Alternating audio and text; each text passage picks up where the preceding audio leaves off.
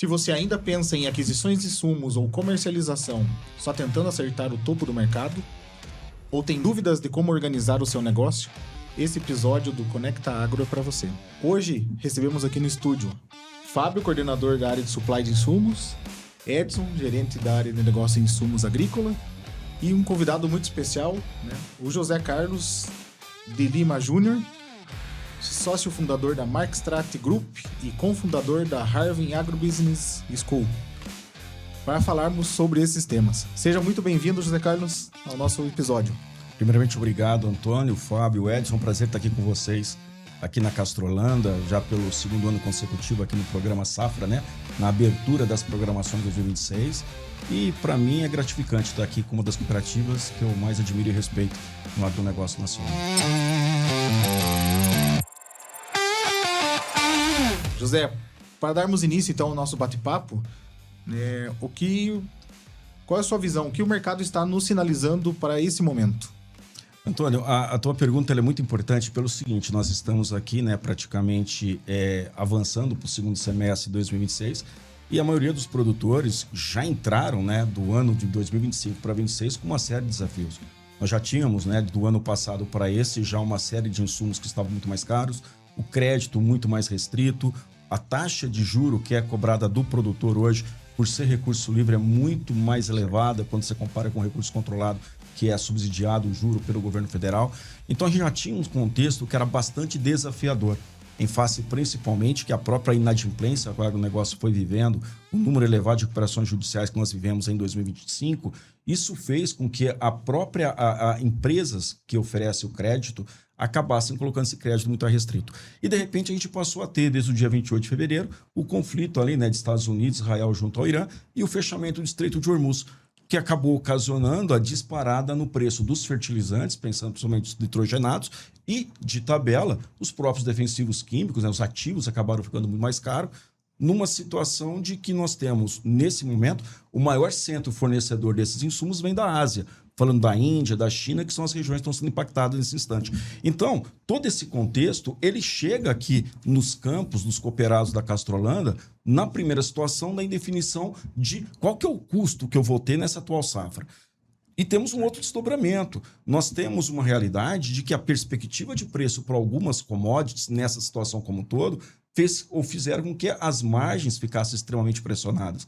Então, eu acho que, nesse instante, o maior desafio que nós temos colocado é a indefinição do produtor em relação aos investimentos que ele vai fazer, e essa indefinição, esse postergar as decisões, acabam, de certa forma, onerando o próprio custo de toda a operação dele, porque o mercado ele ficou extremamente volátil. Então, uma das características que eu vejo nesse momento é que as parcerias do cooperado em relação à Castrolanda e a Castrolanda com toda a relação que ela tem com todos os parceiros de negócio se tornou essencial em face do contexto que nós vivemos. Zé Carlos, quando você comenta sobre a questão das margens do produtor, que realmente se estreitaram muito ainda ao longo do tempo, nós sempre temos um sentimento de que a conta não está se pagando, alguém precisa ajustar. E hoje, no mercado agro, nós podemos dizer que todos os insumos estão só olhando para o agro, quanto o produtor consegue pagar, ou existem fatores que não estão atrelados ao agro, impactando também essas margens do nosso produtor rural? Uma coisa, Fábio, que você coloca é fato, as margens dos produtores estão realmente pressionadas nesse 2026, principalmente por toda a situação que já vinha dos anos anteriores. Então, quando a gente pega e olha, nesse momento, o maior risco que eu vejo é, primeiro, a comoditização da escolha dos insumos. Ou seja, é quando eu passo a escolher os meus insumos exclusivamente por critérios econômicos e negligencio o aspecto técnico, que é aquele que é efetivo que vai dar minha produtividade. Então, esse é o primeiro ponto. O segundo ponto que você traz, que é essencial, é a gente pensar que, quer queira ou não, o preço sempre vai ser dado pelo mercado. Então, onde que o produtor teria condições de trabalhar a margem dele? É dentro dos limites da fazenda, ou como eu costumo dizer, dentro dos limites da empresa rural.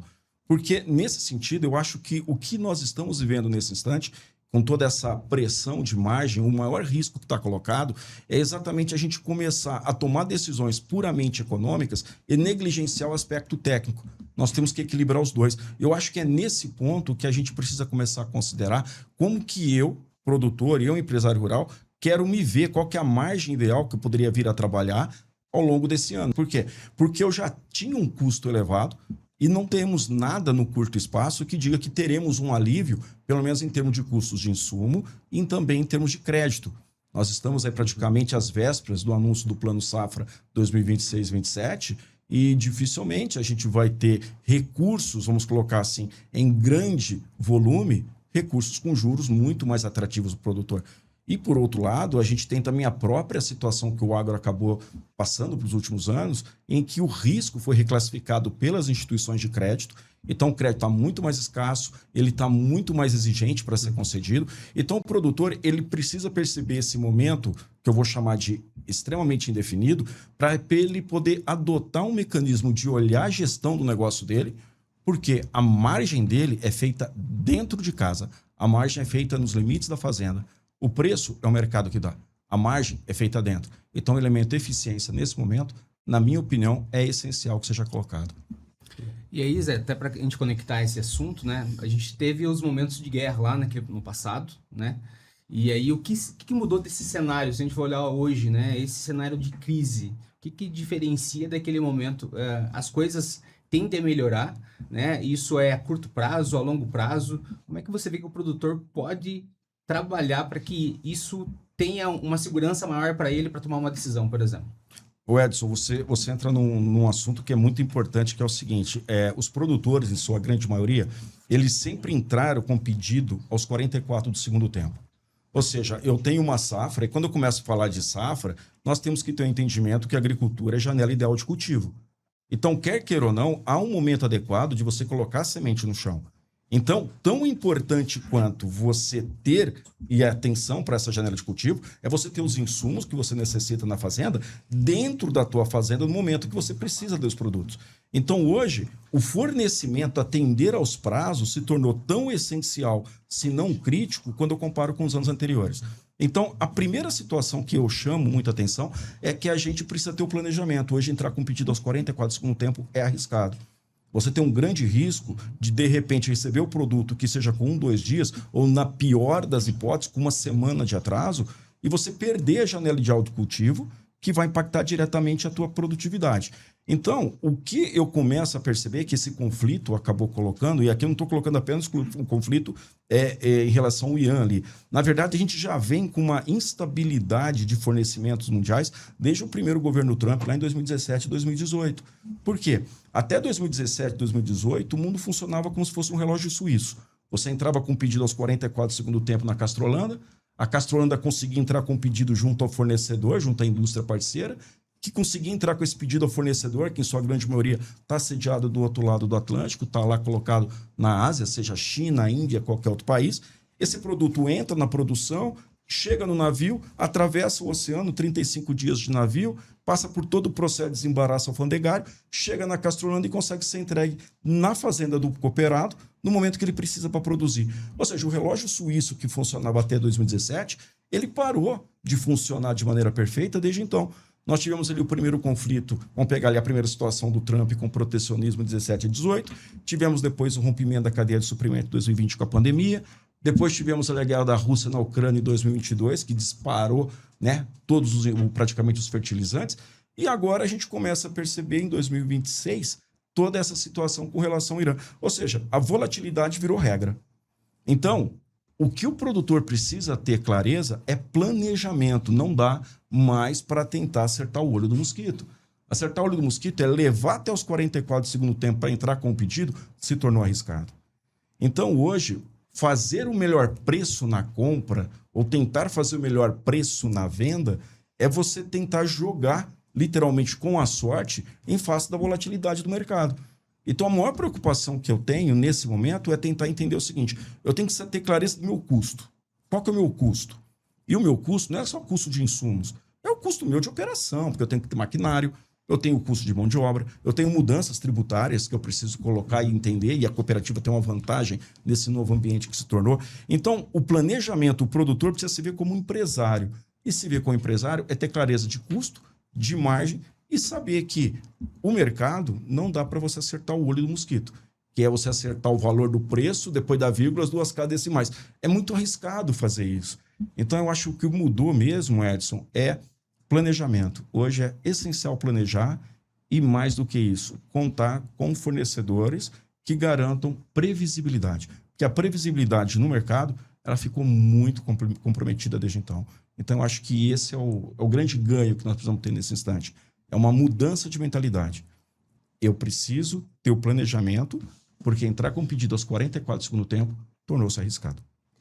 Zé Carlos, se eu puder te fazer essa pergunta, assim, essa volatilidade, essa previsibilidade, é uma exclusividade só do Brasil ou isso está no agro mundial, dessa maneira, de uma maneira geral? Não, Fábio, isso não é exclusivo do Brasil. Só para que a gente possa ter ideia, os Estados Unidos, nesse momento, a gente está praticamente no final, né, do mês de maio, e os Estados Unidos têm uma única safra, e a safra principal deles agora tem uma produção de milho, vai ter a produção de soja, mas em milho, cerca de 500 mil toneladas de ureia não foram compradas ainda pelos americanos.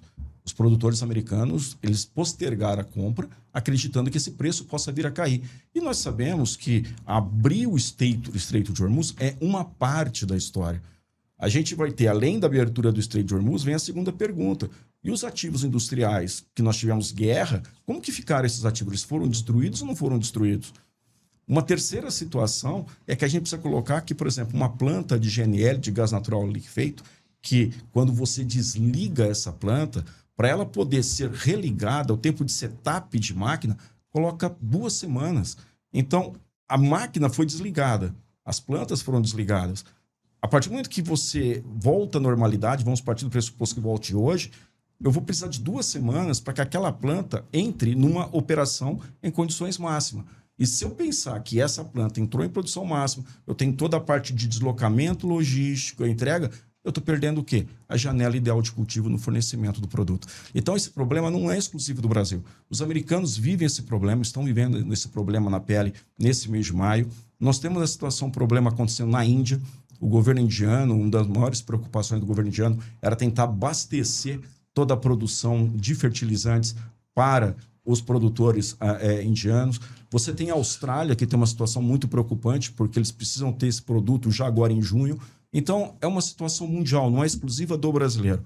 Tanto que 2026, ele entra praticamente como um ano de sobrevivência num cenário em que você tem um contexto extremamente desafiador para todos os países. É que nós, aqui no Brasil, tivemos alguns agravantes que já vêm dos anos anteriores. Que é a gente pensar a taxa de juros elevada, é a gente pensar o elevado nível de inadimplência, é a gente pensar a própria inflação que os produtores vivem em termos de custo desde 2022. E na outra ponta você tem o quê? O nosso produto que está sendo comercializado, seja a soja, seja o milho, pressionado na venda. Então, quando a venda fica comprometida, no sentido assim que ela aperta, a minha margem fica pressionada, eu acabo negligenciando a parte técnica e eu começo a olhar só a parte econômica. Então, eu acho que nesse momento o equilíbrio é o maior desafio que todos os empresários rurais em todos os países do mundo, inclusive aqui no Brasil, estão pensando e estão preocupados. E aí, Zé, para a gente conectar isso, né? A gente olhando esse cenário, né? O Brasil acaba sendo um país mais secundário, né? A gente depende muito desse mercado internacional, né? Dessas matérias-primas que vêm para cá. Então, isso ainda, um risco ainda dos preços ainda aumentarem, isso é significativo e pode acontecer ainda na tua visão. Pode pelo seguinte, Edson. Primeiro a gente tem uma situação que agora no final nós tivemos, a partir do conflito que teve ali no Irã, a primeira coisa que aconteceu foi a disparada dos nitrogenados. Então os nitrogenados dispararam exatamente porque você tinha um contexto em que o mercado, leia-se, todos os países do mundo precisavam daqueles insumos, precisavam dos fertilizantes. E o que acontece? A partir do momento que você fecha o transporte, o mercado começa a rodar com estoque disponível. Então, o preço pelo estoque, naturalmente, tende a ficar mais caro. Agora, o que a gente começa a perceber é que o mercado, como um todo, ele começa a verificar até quanto eu tenho de produto para poder vir a rodar minha safra. Então, tem algumas cadeias produtivas que sofreram muito mais do que outras. Esse é um primeiro contexto. O segundo contexto que a gente tem é que toda essa mudança que está sendo colocada, pensando aqui no Brasil, o produtor ele começa a olhar até que ponto ele consegue fazer vendas que remuneram melhor o preço dele. Então aí não dá para tentar acertar, digamos assim, vender 100% a produção. O que ele vai ter que fazer? É preço médio, vai ter que fracionar as vendas. Mas o importante é ele começar a considerar o quê? Custo. como que eu travo o meu custo? O mecanismo que eu tenho para travar o custo? Porque a volatilidade está dada. É muito difícil, Edson, precisar. O preço vai aumentar, vai cair, porque um fato nós temos, a partir do instante que a gente tem, por exemplo, aquela região que foi fechada lá no Estreito de Hormuz. A região é responsável pelo transporte de 20% do petróleo. Mas, em contrapartida, esse petróleo vai principalmente para onde? Vai ali para a Ásia. Índia, China, só para poder ficar em 2 países. Esse petróleo vai ser refinado. E do refino do petróleo, você vai ter o enxofre. A partir do momento que você tem menos refino de petróleo, você tem menos enxofre. Tendo menos enxofre, você vai ter menos ácido sulfúrico. E de tabela, você vai ter menos produtos que são gerados a partir do ácido sulfúrico. Você pode colocar cobre, cobalto, inclusive até fertilizantes que acabam utilizando. Então, esse custo acaba chegando para nós, digamos assim, no segundo momento. Nesse instante, quem mais está sofrendo, nesse instante que eu falo assim, desde fevereiro, final de fevereiro, março e abril, os países que mais sofreram foram os países localizados na Ásia. Foram a Índia, foi a China, foi o Coreia do Sul, foi ali o Japão. E nós estamos numa visão de demanda secundária. Ou seja, eu vou importar o produto da Índia. Então, se a Índia está impactada nesse momento, os ativos químicos que eu vou importar da Índia virão mais caros daqui a um período, que é um encarecimento que a gente começou a assistir. Então, o ajuste de preço que a gente vê nesse primeiro momento é um ajuste muito mais pautado pelo enfraquecimento da demanda. Leia-se, alguns países compradores acabaram tendo um estoque já abastecido e estão elevados, é o caso da Índia, por exemplo, mas o contexto de tentar voltar aos preços pré-guerra, que eu tinha, por exemplo, no dia 27 ali de fevereiro, que foi antes do início do conflito ali no Irã, eu acho muito difícil que isso ocorra num primeiro instante. Então, eu acho que ainda nesse segundo semestre, a gente vai ter um rescaldo ainda de preço elevado. A retomada de preço ainda, a retomada dessas plantas, elas vão demorar ainda. Então, ainda tem um grande risco ainda. Demora. Mercado. E aí, assim, partindo do pressuposto que elas não foram destruídas, né? Porque a gente teve aquela situação da Qatar Energy, né, que é uma grande empresa fornecedora de praticamente 25% do GNL ali da região. E quando a gente fala de petróleo, eu falei ainda há pouco que a região ali fornece 20% do petróleo mundial. Mas em termos de gás natural liquefeito, 40% do GNL, que é utilizado na indústria de fertilizantes para poder quebrar o nitrogênio e fazer ureia, fazer amônia, sai da região, 40% sai dali. Então você imagina, por mais que a gente tenha outros países fornecedores de gás natural liquefeito, o fato é que o custo do gás natural naquela região é muito mais barato. O que faz com que o produto que vai ser gerado a partir daquele gás natural seja igualmente muito mais barato. Você transfere, né, a vantagem do custo da matéria-prima, você transfere para o produto final. É mais ou menos comparado da seguinte forma: o produtor ele vai produzir 1 hectare, por exemplo, vou pegar aqui soja, e ele tem um custo de diesel de R$5 o litro, e ele tem uma outra produção que o custo do litro dele foi de R$50 o litro.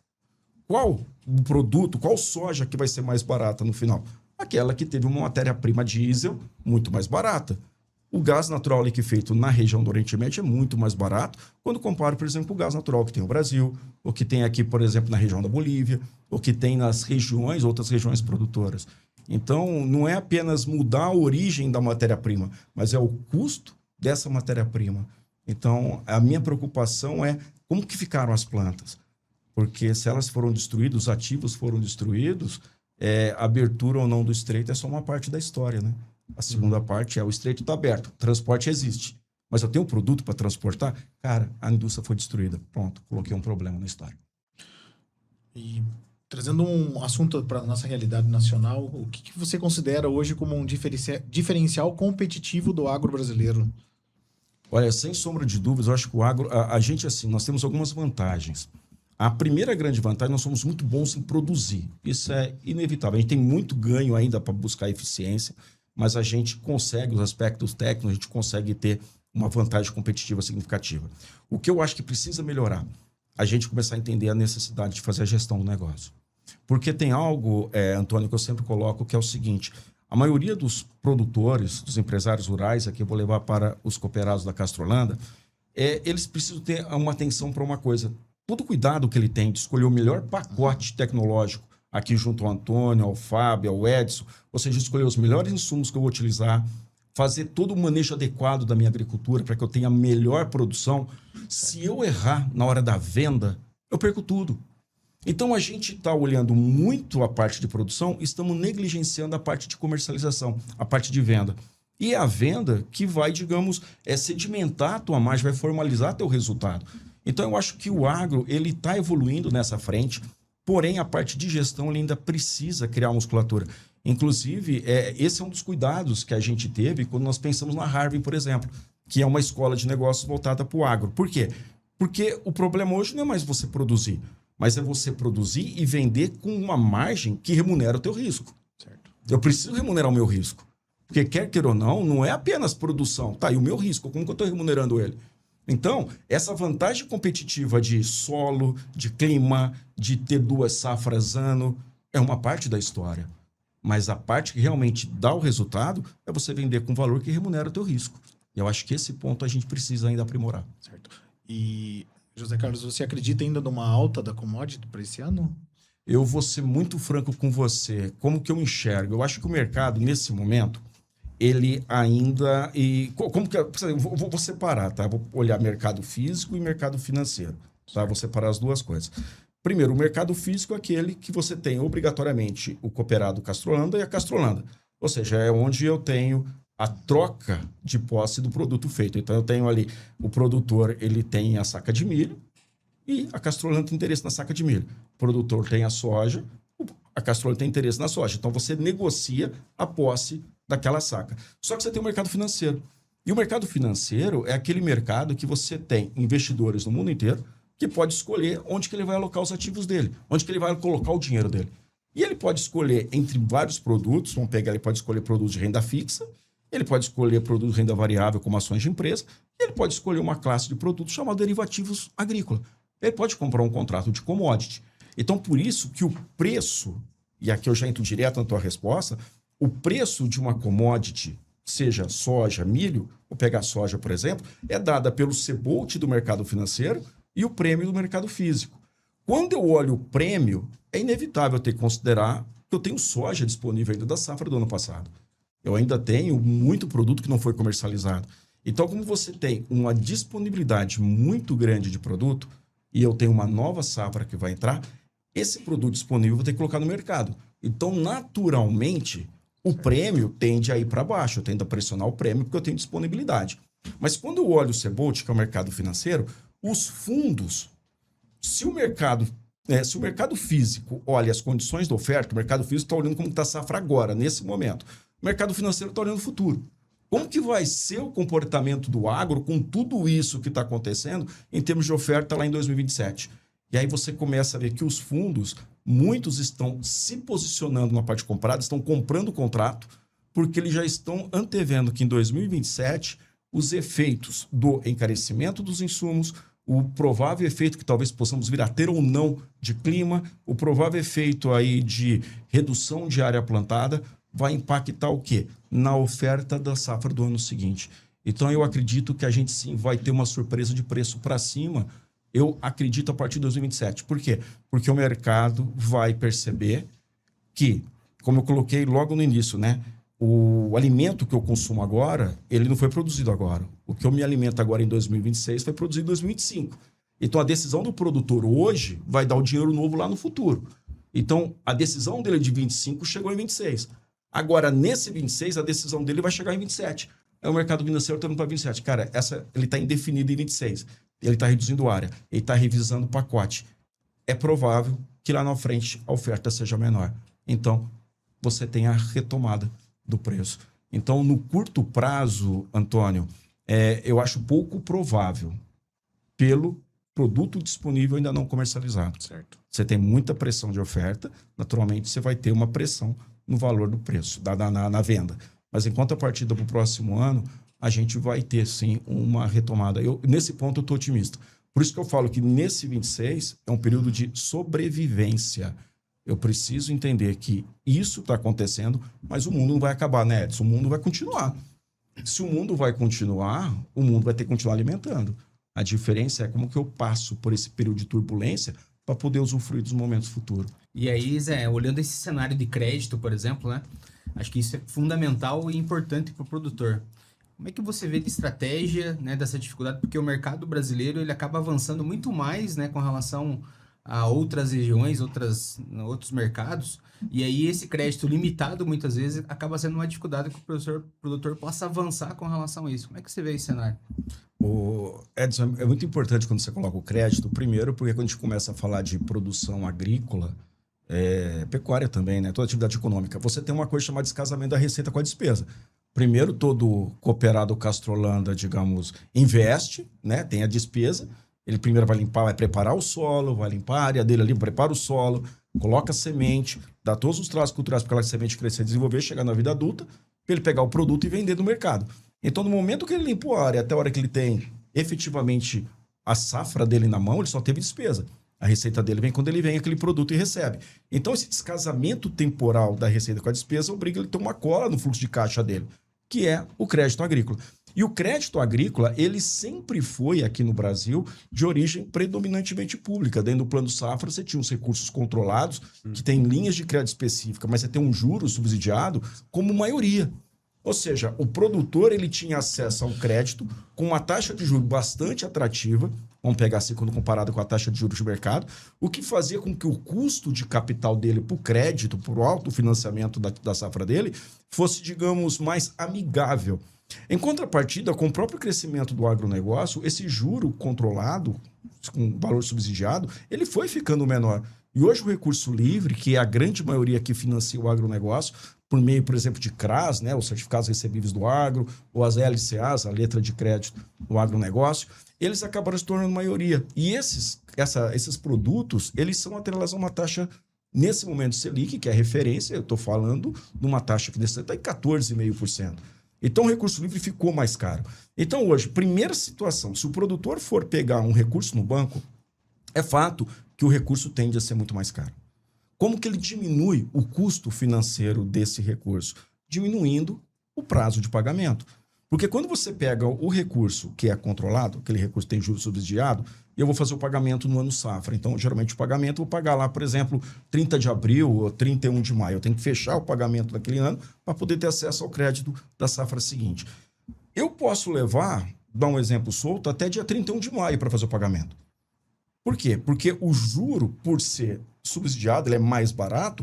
Se eu levar até o último momento no pagamento safra, eu vou ter um custo relativamente barato, porque o juro já era subsidiado. Mas quando eu tenho recurso livre, se eu levar até o vencimento, o custo efetivo total vai ser muito mais elevado. Então, o que o produtor tem que fazer nesse caso? Ele tem que tentar antecipar o pagamento dele, não levar até, por exemplo, 31 de maio. Tenta pagar, que seja, a safra dele chegou em fevereiro, tenta pagar já logo em março. Por quê? Porque ele antecipa pelo menos 2 meses de custo do crédito. Mas isso falando em termos de recurso financeiro. Mas eu tenho uma outra oportunidade na mesa, que é a que eu gosto bastante, que é o barter, que é a troca. E aqui eu acho essencial o cooperado ter atenção com o custo de produção dele. A maioria, Edson, Fábio e o Antônio, vocês devem ver que a maioria dos produtores, eles acabam confundindo fazer barter em travar a produção inteira.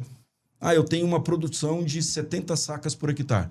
Eu vou ter que travar 70 sacas? Não, você vai travar. Se o teu custo é 30 sacas, trava 30 sacas. E as outras 40 você vende da forma que você quiser no momento que você achar adequado. Mas trava o custo. É essencial travar custo. Por quê? O mercado está volátil.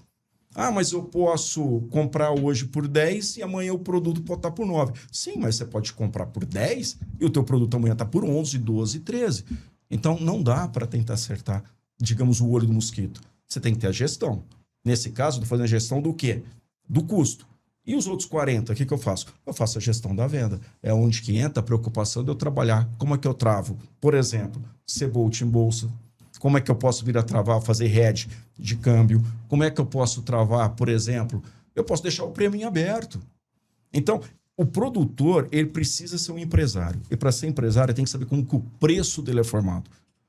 Se ele saber o jeito que o preço do produto dele, da saca de soja, da saca de milho, do trigo, da cevada é formada, ele vai começar a ver, pelos modos de formação, como é que ele vai fazer a gestão do custo, e aqui eu posso ter, seja recurso financeiro de banco, ou seja, barter, e da comercialização, daquilo que eu tenho que sobrou, que eu não comercializei, que eu não travei. Aí eu vou travando da melhor forma. Então, Edson, eu vejo assim, eu acho que a gente tem que... O agro, ele mudou. O norte da bússola do agro foi alterada. Hoje, o recurso financeiro do Plano Safra, em sua grande maioria, é recurso livre, é juro de mercado. Isso independe de governo. Por que independe do governo? Porque o agronegócio cresceu nesses últimos 25 anos, pegando, por exemplo, do ano 2000, 2001 até 25, 26, ele cresceu em área, cresceu em tamanho, cresceu em necessidade de financiamento. A necessidade de fazer a cola no fluxo de caixa, que a despesa e a receita aumentou com o crescimento de área. Como que eu vou dar recurso suficiente ali? Você não tem só o governo, não tem só o recurso controlado. O recurso livre entrou com tudo. E aí o recurso livre, que tem juros de mercado, passa a reprecificar o custo pela elevada inadimplência dos anos anteriores. Então você vê que financeiro é uma parte, mas o barter é a outra. Eu acho essencial, Edson, travar custo. Não tem como não entrar em aberto. Zé Carlos, mas assim, vamos pensar que hoje um cenário é de uma margem relativamente estreita, bastante estreita, né? Como nós já comentamos anteriormente. Mesmo assim, e tendo, como você mesmo disse, uma expectativa talvez de uma valorização de preço de commodities, pensando talvez ainda na safra 26, 27. Mesmo assim, essa fixação seria importante nesse momento, considerando que no momento minha margem é estreita e que há possibilidade de um aumento de preço, ainda assim é uma estratégia segura. Sim, e eu vou te colocar o porquê. Se a gente pegar e olhar, por exemplo, a maioria fala, por exemplo, de um contrato, um Cebolt, está em 12 cents, né? Tá 12 cents, por exemplo, bushel lá em Chicago. E de repente agora caiu para 11.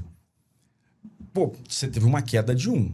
Só que quando você pega e compara com relação à variação cambial, por incrível que pareça, quando você tinha um dólar a 5,40 e você tinha ali um bushel a 11 ou a 10, e de repente a situação inverteu, o dólar foi, por exemplo, para 5 e o bushel foi para 11 ou 12, no final o preço ficou igual. Você teve a variação cambial aqui, você teve a variação de contrato em bolsa aqui, mas o valor final, a formação de preço para o cooperado, para o produtor, ficou a mesma. Não teve diferença. Mas se ele tivesse, ou se ele viesse a travar isoladamente cada um dos pontos, eu acho que aqui que a Castrolanda tem uma vantagem quando eu começo a pensar no relacionamento com a cooperativa, você começa a ter elementos que podem, digamos, ajustar o valor que você vai estar comercializando. Mas a venda, ela não pode ser atrelada do entendimento de qual margem que você quer ter. Então, por exemplo, eu tenho a oportunidade de trabalhar com várias empresas no Brasil inteiro e também fora do Brasil, bem como outras cooperativas. A maioria das empresas, elas têm um foco, que é quanto que eu quero fazer de margem. Se eu quero fazer 15%, 20%, deu o meu número, eu vendo. Então, se eu não tiver a clareza de quanto que eu quero fazer de margem, eu fico solto na parte da venda. Eu vou vender 12. É caro ou é barato? Eu estou vendendo uma saca 120, eu estou vendendo uma saca 110. É caro ou é barato? Qual que é a margem que eu quero? Então, a gente precisa ter essa clareza. Quando a gente começa a olhar a soja e milho, por exemplo, a soja é muito mais voltada para o mercado internacional.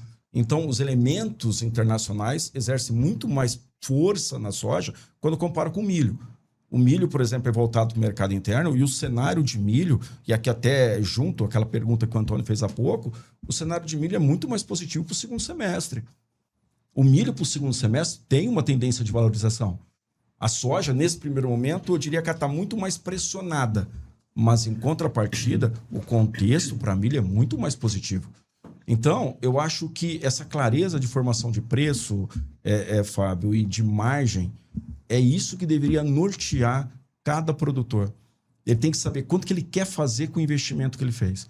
Se eu tive um custo de 100 e eu quero fazer, por exemplo, 20%, deu 120, eu começo a realizar. Por quê? Porque eu tenho que ter o alvo na minha margem. Eu não posso ter alvo no preço só. Porque o preço que negligencia custo do crédito, custo da operação, negligencia o custo da empresa rural, eu estou equivocado, eu estou achando que estou fazendo dinheiro. E de repente eu não estou, não está sobrando nada. O que sobra é a última linha, é a margem, é o que sobrou. A gente precisa focar na margem. O preço é dado pelo mercado, é consequência. A margem é gestão, a margem é estratégia, a margem está dentro da empresa rural, está dentro da fazenda. Se puder fazer mais uma pergunta, pensando na margem, obviamente, você comentou antes sobre a questão do investimento-retorno, certo? Essa relação de quanto eu invisto e quanto volta. Nós percebemos, de certa maneira, que há um comentário geral no mercado brasileiro de que o produtor vai reduzir tecnologia, porque ele precisa olhar o custo. Mas nós temos dentro da Castrolana uma outra percepção de que se nós não produzirmos, eu não tenho o que vender. Né? E essa correlação investimento-retorno, eu acho que é a chave dessa safra 26-27 que se aproxima. Né? Usar de fato a técnica que existe, o conhecimento dos produtores, dos agrônomos, dos responsáveis técnicos como um todo, dizer qual é o real investido, quanto cada real vai retornar, a moedinha no tamanho da árvore que nós queremos ter depois. E também, claro, de todo o aspecto de segurança. Né? Eu não posso negligenciar que quando eu invisto R$1, aquele desempenho tem que ser coerente com a minha expectativa.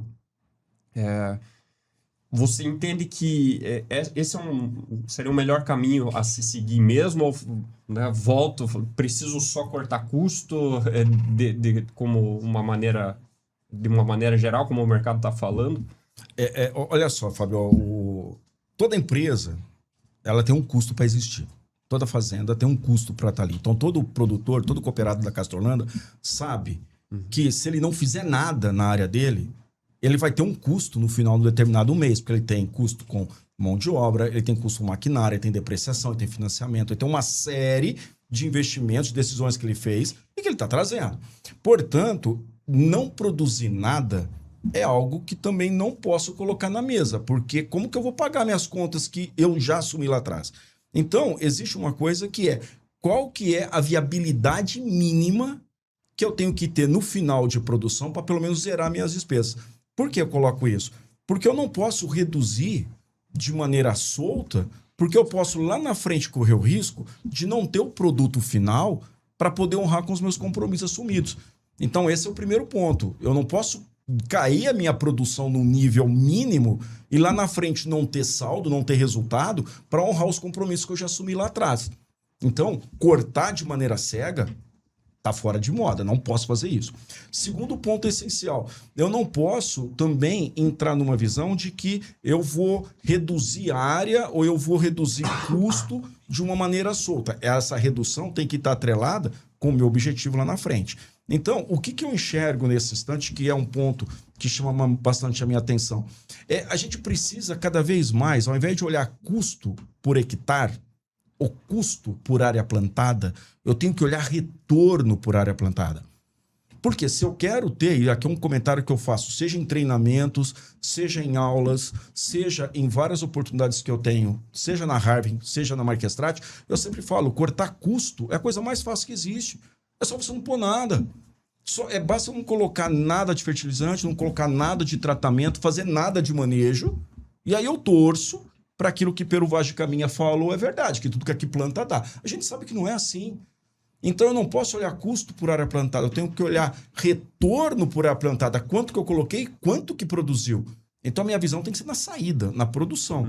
E a redução de maneira cega, ela é muito arriscada, porque isso vai lá na frente me dar um resultado muito abaixo, que de repente negligencia ou desconsidera todas as decisões que eu já fiz no passado. O custo de manter a minha fazenda, o custo com o maquinário, o custo com os investimentos, com tudo aquilo que eu já fiz. Então, eu acho que esse equilíbrio, Fábio, é essencial. É preocupante quando a gente começa a olhar só em custo e acaba esquecendo que o que dá resultado é a produção final. Então, eu acho que não é cortar custo. Eu acho que a palavra adequada seria eu tenho que ser mais eficiente. Nós precisamos buscar eficiência. Eficiência de maquinário, eficiência no manejo, eficiência de acertar que eu tenho que travar alguns custos, eficiência de empresa, porque a empresa tem que dar resultados em todos os momentos. Em momentos de alta, bem como em momentos de baixa. Até fazer um comparativo, tem um presidente de uma cooperativa que eu gosto muito, que é a Cochupé, o irmão de vocês, e é a maior exportadora de café do mundo. E o presidente fala uma coisa que eu assino embaixo. Ele fala o que quebra produtor é preço alto. não é preço baixo. Preço alto aqui, que é porque no preço alto você tira o pé do chão, né? Então eu acho que o preço tá baixo, você não pode encostar na parede e não fazer nada, porque senão você não vai ter resultado no próximo ano. É o equilíbrio, é a gestão do negócio. Qual que é a margem que eu quero ter? Portanto, eu tenho que adequar meu investimento com a realidade que eu vivo. Mas eu não entro na visão do corta tudo, não. Eu acho muito arriscado isso. E Zé Carlos, se a gente for olhar essa questão, né, para nós aqui da Castellana, o nosso principal momento hoje do planejamento de safra, que é esse planejamento do produtor aí, olhar um pouco a tecnologia, olhar os números, né? O que você dá de recado para que a gente possa, né, conduzir da melhor forma e trazer os resultados esperados? Quais as principais estratégias que o produtor tem que ter para que ele possa definir e tomar uma decisão correta nesse momento? Edson, eu vou colocar da seguinte forma para você. Eu acho que o produtor ele precisa equilibrar decisões técnicas com decisões de gestão. É fundamental. Quando eu falo técnica, é a escolha do pacote, da tecnologia, né, de área plantada, mas ele tem que ter a visão de gestão. Visão de gestão é olhar ele como empresa que está inserindo no mercado que está volátil. Portanto, nessa volatilidade, eu preciso ter conhecimento de ocorrências de mercado também. O preço, eu preciso alinhar manejo, a parte técnica, com valores de commodity, com ocorrências de mercado, com forças que podem impactar ou não a cadeia de suprimento. Então, eu acho que dentro de todo esse contexto, eu acho que os produtores, primeiro, há 3 profissionais que todo produtor obrigatoriamente deveria ter. Eu vou colocar 3 porque já tem um quarto que já está dentro de casa que ninguém mais fala, que é ter um bom engenheiro agrônomo, um bom veterinário, um bom zootecnista. Eu tenho que ter um bom veterinário, um bom zootecnista, um bom agrônomo. Tenho que ter.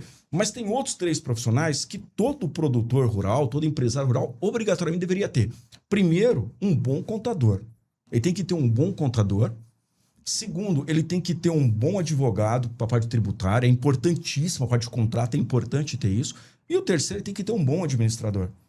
Então, a gente precisa, nesse momento, equilibrar a parte técnica com a parte de gestão, porque a empresa tem que ter eficiência. E nesse ponto, onde que eu acho que a gente poderia cada vez mais ter uma atenção, eu acho que o cooperado ele tem uma oportunidade que a Castrolanda faz de tempos em tempos. E aqui eu cito, eu tive a oportunidade de participar na abertura da programação de safra 2025, bem como tive a oportunidade de participar da abertura de safra agora 2026. E eu trabalho com informações de mercado. O meu foco é mercado. Só que no evento que eu participei, nos 2 de abertura de programação de safra, eu tive profissionais que me antecederam falando do aspecto técnico, seja de sementes, seja de insumos. E ali, o que o produtor teve? Ele teve os 2 pratos dessa balança. Então, ter o equilíbrio dessas 2 situações é essencial. O empresário precisa ter informações de mercado. Ele precisa saber como que o preço dele é feito. Ele não pode apenas ficar no... eu acho que... Não dá para achar. A gente está investindo trabalho, né? Eu costumo dizer sempre assim, todo cooperado que, vamos supor, herdou áreas, terras, propriedade do pai, da mãe, dos avós, ele não herdou patrimônio, ele herdou trabalho. Foi trabalho dos antecessores dele, dos pais, das mães, dos avós. Foi trabalho que eu entrego aqui, ó, Fábio, todo o meu trabalho está aqui. Agora você administra esse trabalho e você vai passar para o seu filho e para sua filha. A gente está negligenciando o trabalho daqueles que nos antecederam e o nosso trabalho, porque o mercado há 20, 30 anos, ele era menos volátil, ele era mais previsível. Há 20, 30 anos ele era mais previsível. Eu entrava com o pedido aos 44 segundos do tempo, tinha certeza que eu ia receber o pedido no momento que eu precisava. Hoje é extremamente arriscado você fazer isso. Tem situações no estado aqui, não vou falar apenas do Paraná, mas no Brasil inteiro, tem produtores que estão receosos de realmente não virem a ter receber o produto no momento que ele precisa. Então, acho que esse cuidado, Fábio e Edson, Antônio, eu coloco, o cooperado precisa também ter atenção que quando tem esses eventos, tem essas oportunidades, deixa eu ir lá, deixa eu debater, deixa eu ouvir. E a Castrolanda tem feito um ótimo trabalho nesse sentido. E eu acho que até vale lembrar, né, a Castrolanda dispõe desses 4 profissionais, né, grupos de profissionais, tanto na área técnica, contábil, assessoria financeira e jurídica, né, com alguns serviços novos. isso não estava combinado de maneira alguma, né, você listar esses 4 profissionais, mas vem muito de encontro com a visão que a própria cooperativa já tem, porque precisamos olhar o todo, né? Não pode ser só o técnico mais. Exatamente. E aqui você coloca uma coisa, por isso que eu respeito o trabalho da Castrolanda, porque a Castrolanda é uma cooperativa séria. E se eu sou sério, trabalho no mercado sério, que tipo de profissionais que eu tenho que ter dentro de casa, que tipo de serviços que eu tenho que oferecer para o meu cooperado? Então, o cooperado ele tem que perceber assim, pô, eu tenho valor quando eu tenho insumos que me são entregues de qualidade, porque eu tive um trabalho de curadoria dentro da Castrolanda, de olhar quem? A minha cadeia de suprimentos, quais são as indústrias fornecedoras que vão ali, né, me entregar produto com a qualidade que eu preciso para que aquele produto, aquele insumo, quando o meu cooperado colocar no chão, entregue o resultado lá na ponta esperada. A Castrolanda também está na outra ponta, originando esses produtos, agregando valor, o que na prática significa o quê? Dá segurança de compra para o cooperado. Então, essa preocupação de se ver numa rede maior no mercado globalizado, eu acho que isso faz, com toda certeza, a Castrolanda perceber que temos que ter conhecimentos dentro de casa para oferecer serviços específicos, é onde vem um bom serviço jurídico, um bom serviço contábil, um bom serviço de administração, acrescido de um bom serviço de conhecimento técnico. Não tem como desequilibrar isso. Certo. Zé, bate-papo riquíssimo de informações, né? A gente tem assunto, acho que para o dia todo hoje, né? Se fôssemos estender, mas a gente vai chegando já ao fim desse episódio. Gostaríamos que você deixasse uma mensagem, talvez final, para o nosso produtor, né? Do que podemos esperar para as próximas safras, né? Uma expectativa, né? Para as safras futuras. Como que você vê essa? Antônio, eu vou colocar o seguinte, nós vamos continuar nos alimentando daqui para frente, a gente vai continuar precisando de comida, vamos precisar continuar usufruindo do trabalho dos cooperados no resultado da safra que eles vão entregar.